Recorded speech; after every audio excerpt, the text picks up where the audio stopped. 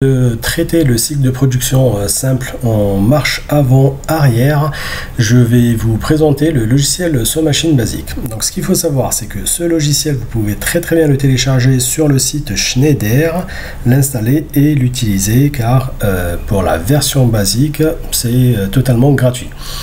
Donc il faut pas se priver. Quand vous ouvrez le logiciel, vous allez avoir deux possibilités, soit créer un nouveau projet, soit ouvrir un projet existant. Donc nous, on va ouvrir un projet existant, cycle de production simple en marche avant-arrière, sur lequel j'ai déjà travaillé, notamment la partie propriété. Donc sur cette partie, vous allez avoir première page sur laquelle vous pouvez mettre vos informations, ici. Vous allez pouvoir mettre les informations de la société avec le logo. Vous allez pouvoir mettre les informations du projet, nom du projet, descriptif, avec tout ce que vous devez faire. Et vous pouvez également mettre une petite photo ici pour représenter votre système. Donc c'est une partie que je vous conseille vivement de faire, parce que lorsque vous allez éditer donc le dossier en PDF, et ben, vous allez retrouver toutes ces informations sur votre dossier. Donc c'est une partie qui n'est pas négligeable. La page configuration. Donc sur cette page, vous devez configurer votre automate. Donc vous pouvez choisir l'automate que vous voulez. Et puis l'insérer dans le logiciel. Ici, on va prendre le TM221C16R, donc on va faire clic gauche de la souris, le glisser ici, et puis on va pouvoir changer l'automate à notre guise. Donc selon l'automate que vous aurez choisi, vous allez avoir un certain nombre d'entrées sur la carte des entrées ici. Donc je peux vérifier, j'ai 8 entrées. Et sur la carte des sorties ici, j'ai 6 sorties. Donc en fonction de l'automate que vous aurez choisi, si je prends par exemple le TM221C40R, et bien vous allez voir que je ne vais pas avoir le même nombre d'entrées et le même nombre de sorties. Donc il faut vraiment utiliser le bon automate pour ça. Donc voilà pour la configuration de l'automate, c'est pas compliqué, hein, c'est assez rapide. La page afficheur. Donc la page afficheur, sincèrement, moi, je ne l'ai jamais utilisée. Mais je pense pas que je l'utiliserai un jour. Donc cette page, je vais faire l'impasse parce que je ne l'ai jamais utilisée. La page mise en service, c'est une page qui va vous permettre de connecter l'ordinateur et le logiciel à votre automate. Donc vous allez avoir votre automate physique, vous allez pouvoir le connecter via le port USB.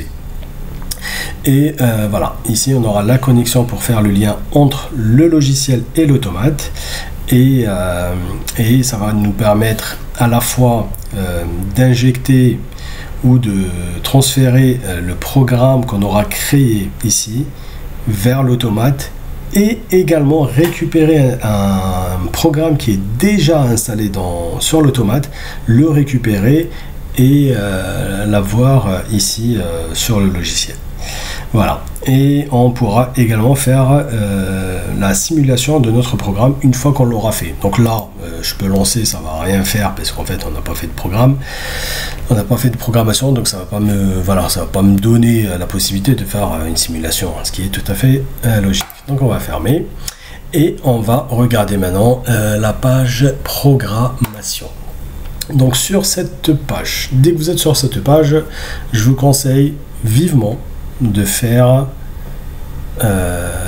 ça, venir ici sur le nouveau pouls, ce que vous avez là en flèche rouge, la sélectionner et la supprimer. C'est ce que je fais dès que je commence un nouveau projet, c'est ce que je fais, je le supprime et je pars sur une page vierge et totalement vide.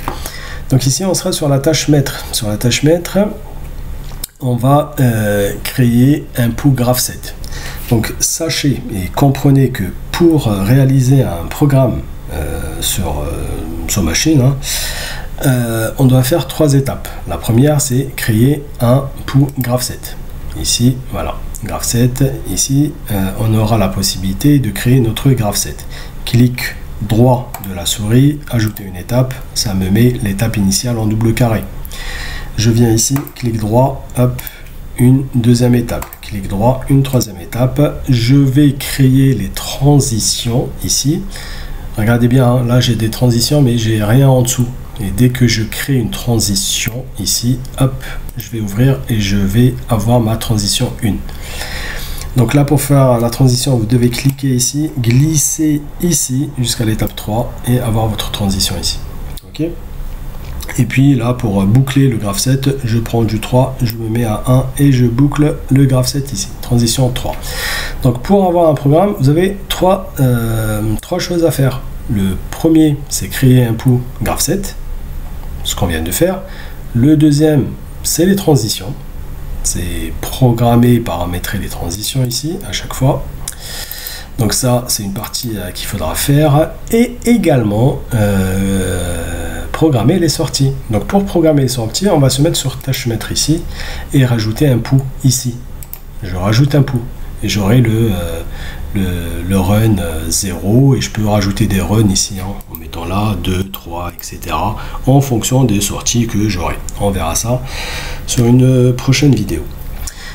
Sur la partie outils, donc la page outils, elle est très importante, vous allez l'utiliser tout le temps, mais à chaque fois vous allez l'utiliser parce que vous aurez au minimum à configurer la carte des entrées et la carte des sorties. Donc là, les entrées, on peut avoir des boutons poussoirs, on peut avoir des commutateurs, on peut avoir des boutons d'arrêt d'urgence, on peut avoir des contacteurs, on peut avoir des capteurs de position, etc. Sur les sorties, on peut avoir des contacteurs moteurs, on peut avoir des relais auxiliaires, on peut avoir des voyants, on peut avoir des électrovannes, etc. Ok, donc on peut mettre des préactionneurs ici.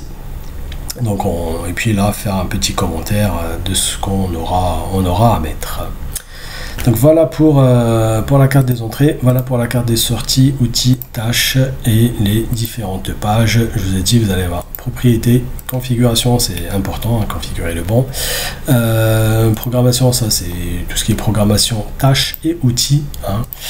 Et la mise en service, l'afficheur, sincèrement je l'ai jamais utilisé. Voilà. J'espère que la vidéo vous a été bénéfique. Donc ça c'est juste une présentation, hein. D'accord. Sur la vidéo précédente, j'ai mis une vidéo sur le cycle de production, notamment celui-ci, qu'on va réaliser lors de la prochaine vidéo. Je vais vous montrer comment programmer étape par étape. Ce que je vous conseille, c'est de prendre une feuille, un stylo et vraiment prendre des notes, parce que si vous ne faites pas les choses correctement et vraiment pas à pas, vous allez vite être perdu et vous allez faire tellement d'erreurs que vous aurez toujours la croix rouge ici pour vous dire que votre programme il n'est pas bouclé, c'est pas bon. Donc voilà, essayez de bien faire les choses, une feuille, un stylo, prenez des notes et avancez à votre rythme, pas à pas. Hein. Après les vidéos, vous pouvez les regarder une fois, deux fois, trois fois, quatre fois. Vous prenez le temps qu'il vous faudra et n'hésitez pas à m'envoyer des commentaires si vous avez des questions. Je répondrai avec grand plaisir. Allez, je vous dis à très bientôt. Salut.